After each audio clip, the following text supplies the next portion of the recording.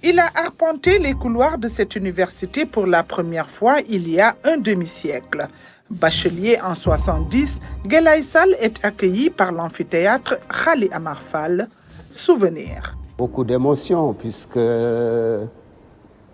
nous avons été fortement marqués par notre passage, en particulier dans cet amphithéâtre.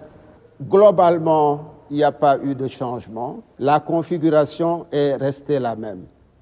Mais c'est quand même beaucoup plus joli maintenant. Le temps ne lui a pas fait oublier son premier professeur. C'est ici que le professeur Sadio Sylla se tenait pour s'adresser à l'ensemble des étudiants.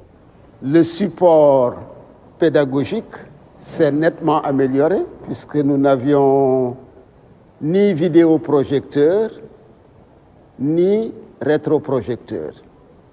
Le professeur Sadio Sylla travaillait avec le tableau noir et les craies de différentes couleurs. Et c'est grâce à ça qu'il a pu inculquer dans nos différents cerveaux les bases de l'anatomie. Et le voici interne des hôpitaux, spécialité pédiatrie, spécifiquement en nutrition infantile. Assistant chef de clinique en pédiatrie au CHU Le Dantec, puis à l'hôpital d'enfants Albert Royer en 1983, il intègre l'université de Rome, puis celle de Californie, pour une surspécialisation.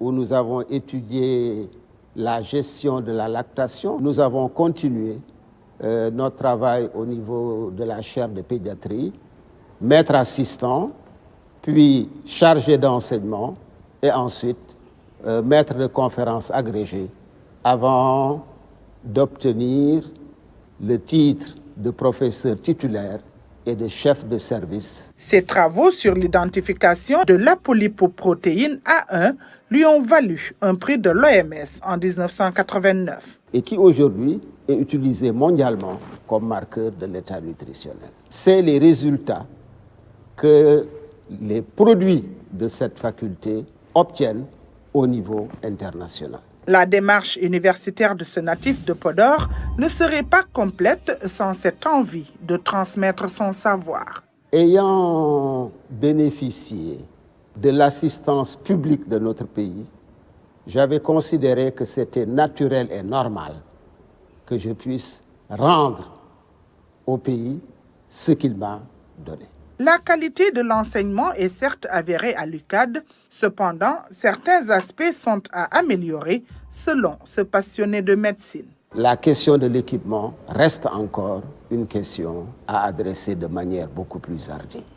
Il y a une faiblesse des budgets de recherche, mais nous avons bon espoir que le volet de recherche, tel qu'on le sent aujourd'hui, commence à connaître un frémissement et nous pensons que ce frémissement va se matérialiser par des avancées encore plus fortes. Le doyen de la faculté de médecine de l'université Amadou Hampâté-Bâ continue d'avoir une activité clinique pour enfants obèses et ce n'est pas un hasard. Professeur Guelaye Sall reste viscéralement attaché à son serment d'Hippocrate.